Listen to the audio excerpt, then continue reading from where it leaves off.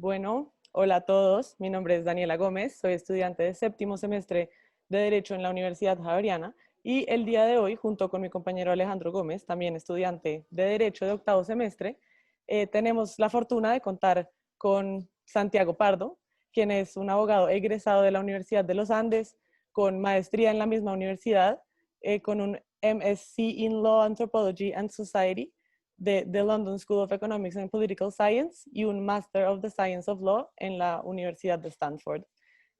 Además de esto, Santiago ha trabajado 5 años en la Corte Constitucional como magistrado auxiliar y es el creador de El Reconstituyente, que es un podcast que se encarga pues, de transmitir los principales ideales del derecho en un lenguaje completamente cotidiano.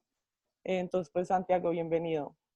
Daniel, Alejandro, muchas gracias por la generosa introducción. Solo una precisión, no, yo no fui magistrado auxiliar de la Corte, fui auxiliar judicial. Entonces, me encantaría algún día ser magistrado auxiliar de la Corte, pero no he sido magistrado auxiliar todavía.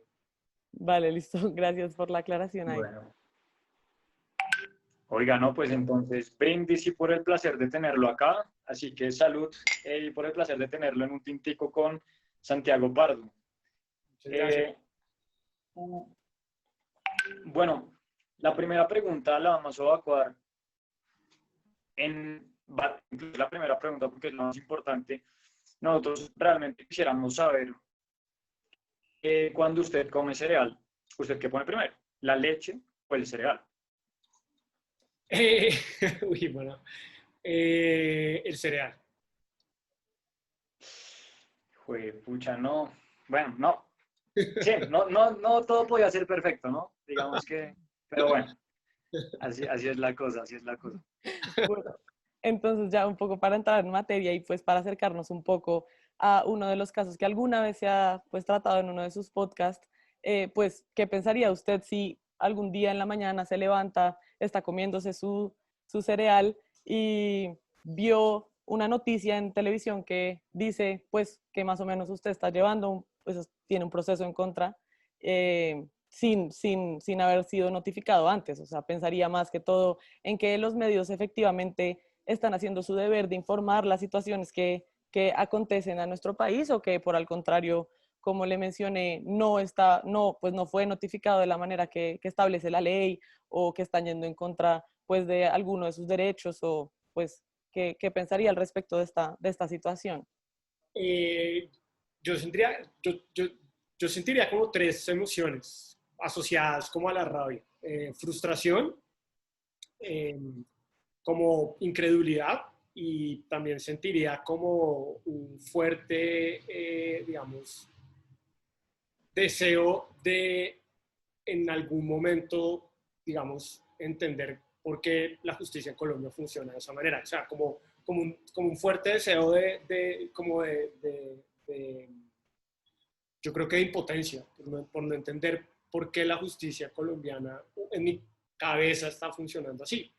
Y eso es un debate muy chévere porque, digamos, en el episodio del Reconstituyente, yo hablo de una sentencia de la Corte que precisamente trata de esos dilemas éticos, y es qué pasa cuando se filtra un proyecto de sentencia o un proyecto de fallo que tiene que ver con algo tan importante como la libertad de las personas.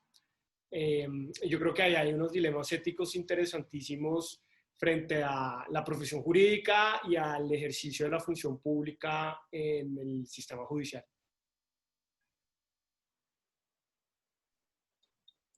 Listo, Santiago, súper. Entonces, ya que hemos traído este tema a colación de pues, las filtraciones judiciales, eh, cabe preguntarse si vale la pena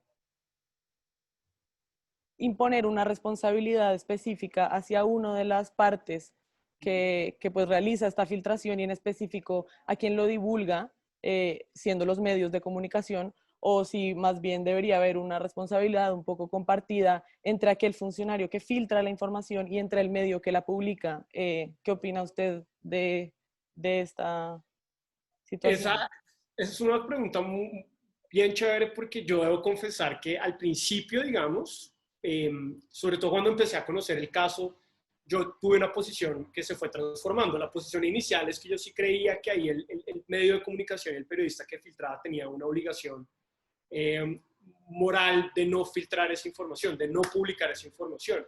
Y que ahí existía, yo creo que no un juicio disciplinario, ni un reproche penal, ni mucho menos, pero sí, digamos, un juicio ético.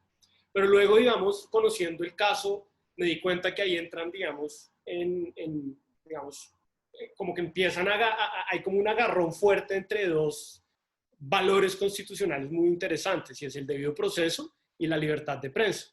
Y entonces, a medida que yo iba conociendo el caso, y en el Reconstituyente, en el podcast, de hecho, yo invito a periodistas que hablen del caso y den su opinión.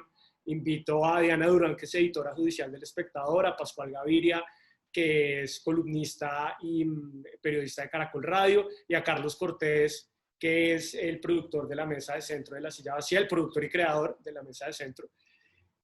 Y oyéndolos a ellos y discutiendo con ellos, yo me di cuenta que realmente ahí la responsabilidad ética, profesional, incluso disciplinaria, tiene que recaer sobre el funcionario judicial que filtra.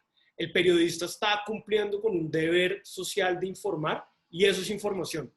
Y eso es información pública que de alguna manera tiene un valor público importante.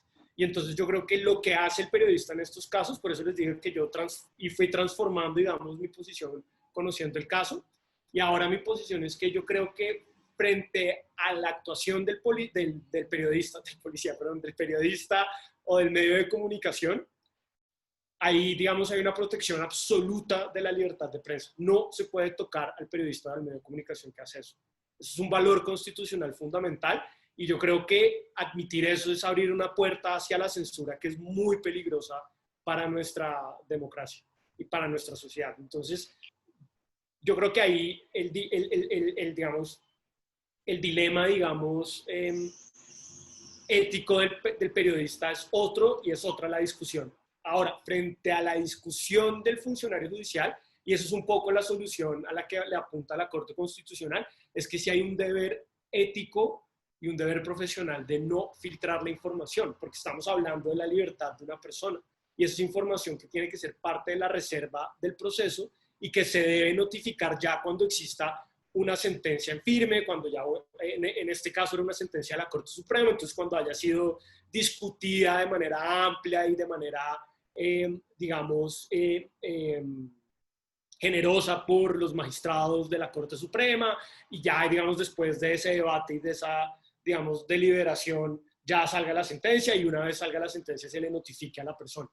Entonces, cuando un funcionario judicial o un abogado que trabaja en la rama judicial o un magistrado o un juez filtra una información, yo creo que está rompiendo con una virtud judicial importantísima, que es la virtud judicial de la virtud judicial de la reserva, la virtud judicial de entender que los fallos se tienen que discutir, los proyectos se tienen que discutir con tranquilidad, con, digamos, la reserva propia y con el respeto al debido proceso de las personas.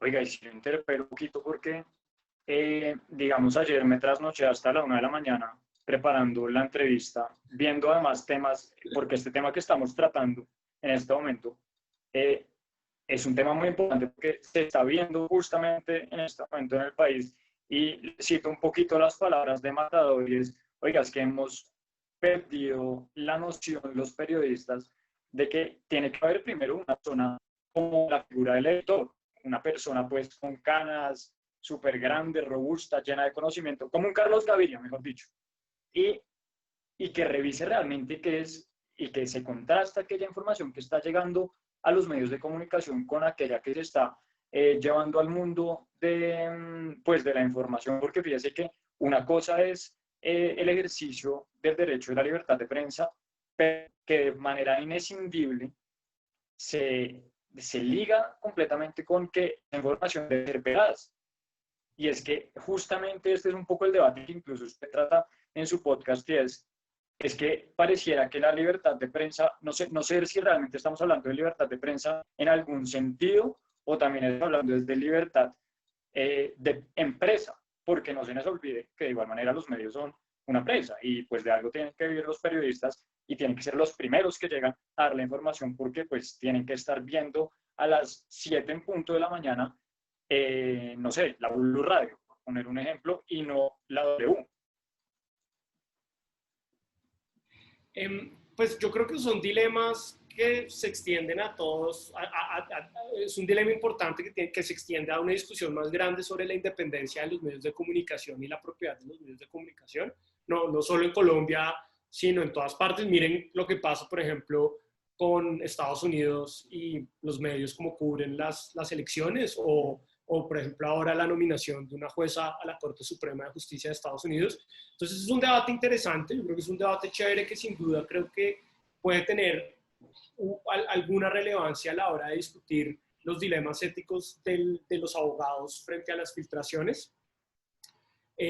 Pero yo soy muy cuidadoso de entrar al terreno de la censura judicial o la censura penal a la libertad de prensa. Yo creo que ahí hay, digamos, es un campo minado con el que hay que tener mucho cuidado y yo creo que por eso la Corte Constitucional, en este caso del que hablo en el reconstituyente, pues creo que optó por una solución muy interesante y es decir, mire, acá, aunque aparentemente no, acá por supuesto existen unos debates frente a la libertad de prensa muy interesantes, pero realmente, digamos, acá, digamos, el reproche ético es hacia el abogado que filtró la información y la Corte, digamos, se concentra en ese lado porque entiende, y yo comparto la posición de la Corte en ese sentido, que entrar, digamos, como a reprochar o a tratar de limitar la libertad de prensa en estos casos es un campo minado complicado. Ahora, la Corte también ha dicho, y esto no es nuevo, la Corte ha dicho que también hay límites a la, digamos, publicación de información, por ejemplo, cuando pone en riesgo la vida de una persona o cuando, digamos, de manera desproporcionada vulnera la intimidad de la persona. O sea, no es que no existan reglas frente a lo que se puede publicar o lo que no se puede publicar. La Corte ha sido muy clara frente a eso y de hecho esta semana hubo una tutela muy interesante frente al caso Monsalve, que es este testigo asociado al proceso de Álvaro Uribe, donde un juez de tutela dice ustedes tienen que esta semana que descolgar la información porque atenta contra la intimidad de la esposa de Monsalve. Pero digamos, ese es un debate interesante, bien chévere, muy oportuno, que tiene que ver con los límites de la libertad de prensa.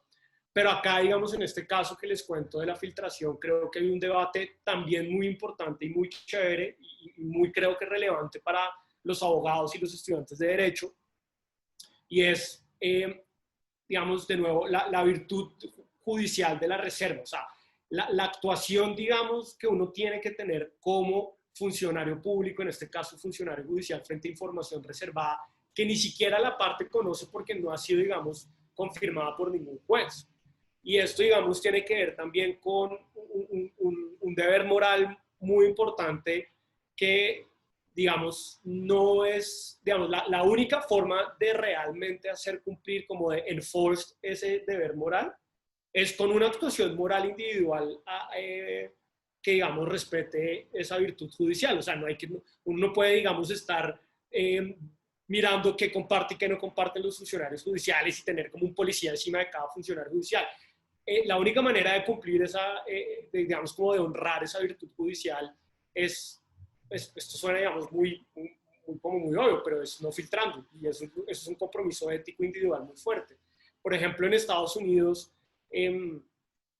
ustedes ven casos muy complicados que llegan a la Corte Suprema de Justicia, incluso que tienen que ver con pena de muerte, o sea, casos que tienen que ver realmente, digamos, que afectan a las personas de una manera enorme, y ustedes en la historia de la Corte nunca se ha filtrado a los medios una decisión antes de que la Corte la publique. La Corte dice, hoy la voy a publicar, hoy estamos a 10 de octubre, hoy a las 10 de la mañana voy a publicar el docket de decisiones que yo tengo y ¡pum! Y las publican. Y todo el mundo ahí las puede consultar y ya hay un debate sobre qué hizo la Corte o no, o lo que no hizo la Corte, pero es sobre lo que ya decidió la Corte. Y la Corte Suprema de Justicia no es que tenga un chip no es que le implante un chip a todos los funcionarios y a todos los clerks que trabajan en la Corte Suprema ni a los magistrados de la Corte Suprema para vigilar qué hacen y qué no hacen. No. La Corte Suprema, y esto es una historia, digamos, bien chévere que contaba un juez que ya se murió de la Corte, se llama Antonín Escalía, cuando le preguntaban un poco sobre eso, porque la información no se filtra, y él simplemente dice que al inicio de cada año judicial, los magistrados reúnen a sus equipos, a todo el mundo en la Corte, y les hablan del valor de esta virtud judicial de la reserva, del valor judicial de respetar las discusiones y los procesos internos de la Corte, y que por supuesto la Corte tiene que tener un compromiso con la transparencia a los ciudadanos, pero ese compromiso no se cumple filtrando información, sino digamos, publicando sus decisiones de manera abierta y de manera oportuna. Y pues los clerks como que entienden muy bien ese valor judicial y lo respetan muchísimo. Eso es el respeto, un deber ético, básicamente.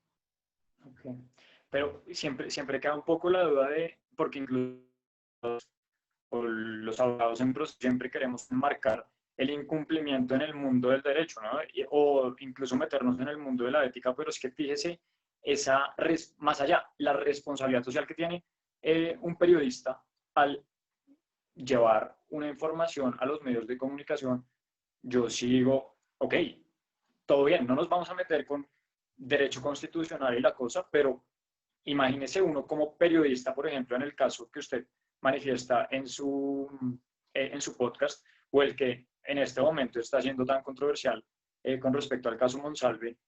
Yo estoy seguro que personajes muy importantes y que han llevado el periodismo al punto al que está en este país, como lo es Vicky Ávila, pues sí puede llegar a tener la preocupación, uy, pucha, ¿cuál pueden ser las repercusiones que está teniendo lo que yo estoy poniendo, ¿no? Y es muy fácil cuando son casos que uno ve tan aislados, y claro, es un derecho constitucional y sin él este país no sería lo que es y sería muy difícil realmente poder, digamos, ventilar muchas situaciones, pero uno, o sea, un periodista, si se acostara tranquilo sabiendo que alborotó el avispero con independencia de lo que mandó, porque tengo entonces casi un derecho semi-absoluto, obviamente se rige por algunas reglas, pero en que yo puedo poner una información y pues a mí me acobijo literalmente con el derecho a la libertad de prensa. Eso es muy peligroso, ¿no? Muy, muy peligroso, tan peligroso como llegar al autoritarismo, creo yo. Pues bueno, Alejandro, yo no quiero como mencionar casos particulares de periodistas, no quisiera como personalizar los debates, que yo creo que acá es como chévere como entender como el debate ético general frente a los abogados. Creo que usted pregunta un tema muy importante y es como la autorregulación de la profesión del periodista. Y yo creo que siempre, digamos, es para cualquier profesión, sobre todo que tiene que ver con derechos fundamentales como el derecho a la libertad de prensa y a la libertad de información, pues yo creo que uno siempre tiene que apuntarle más a modelos de autorregulación. Eh, pero ahí frente a La eso, convicción, pues. uno diría de autorregulación, digamos, propia y que sea el mismo periodista el que valore si puede publicar o no esa información. Y por supuesto que existan unos estándares de veracidad, de verificación de la información muy altos. Eso, digamos, creo que hay medios que le están apostando a eso muy fuerte y yo creo que eso es un valor periodístico que pues hay medios muy chéveres que son reconocidos porque le apuestan a la veracidad y a la rigurosidad. Pero yo vuelvo un poquito como digamos, en este caso particular, como el rol de los abogados y de las abogadas.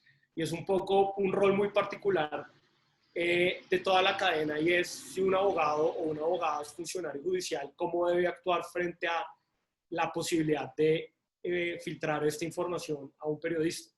Y yo creo que hay un debate importantísimo, digamos, y yo insisto mucho en esta virtud judicial de la reserva porque estamos jugando con derechos también muy importantes como el debido proceso. Y en casos como el que yo hablo en el podcast, pues es mucho más notorio porque es la libertad de la gente. O sea, la gente tiene derecho a enterarse si va a perder o no la libertad porque un juez así lo decidió, no porque un periodista publicó una noticia que un funcionario judicial le filtró. Bueno, no, pues bien, bien interesante, cada uno como con varios sinsabores, ¿no? Porque siempre en materia constitucional el tema de la operación es complicado, ¿no? Pero creo que es bien interesante el debate que hemos traído hoy y pues obviamente darle las gracias por las respuestas que usted nos da. Creo que hay unas buenas consideraciones y las cosas también uno tiene que guiarse de alguna u otra forma por lo que a uno le compete, ¿no? No siempre ir y buscar, oiga, es que fue allá, no sé, tal vez yo el que me vendí por no sé, 1.000.000 de pesos el expediente, pues ahí sí estamos un poco jodidos como sociedad, pero pues creo que quedan unas reflexiones bien chéveres y darle las gracias por haber compartido con nosotros este espacio, sacar un ratico, fin de semana y nada, un último brindis entonces por el gusto de haberlo tenido acá. Eh, y nada, no sé, tú qué más adicionarías, Dani. No, pues nada, que otra vez nuevamente, muchísimas gracias Santiago por tu tiempo y pues por mostrarnos tus opiniones sobre el tema. Como Alejandro, creo que es un tema que abarca, pues, o es un tema muy amplio que cubre pues mucha discusión. Entonces, pues nada, esperemos que con el tiempo podamos aclarar cada vez más nuestras pues opiniones con el tema y que pues, eh, no sé, nos puedas acompañar alguna vez en algún otro espacio. Vale, Daniel, Alejandro, muchas gracias por la invitación. Los felicito mucho y a todo el equipo por el espacio. Creo que es un espacio muy interesante para hacer, digamos, llegarle a los estudiantes y a las estudiantes, digamos, debates éticos fundamentales pues, para la profesión para nuestra profesión. Y de nuevo, felicitaciones y nada, cualquier cosa acá, muy a la orden, un amigo más de la casa. Cuídense mucho. Muchas gracias. Y Muchas una gracias. puñita que pues, los que están viendo, si quieren pasarse a oír el Reconstituyente, lo pueden encontrar en todas las plataformas, en sus plataformas preferidas para oír podcast, están todos lados. Muy recomendado, sí. Muchas gracias, de Súper verdad. recomendado.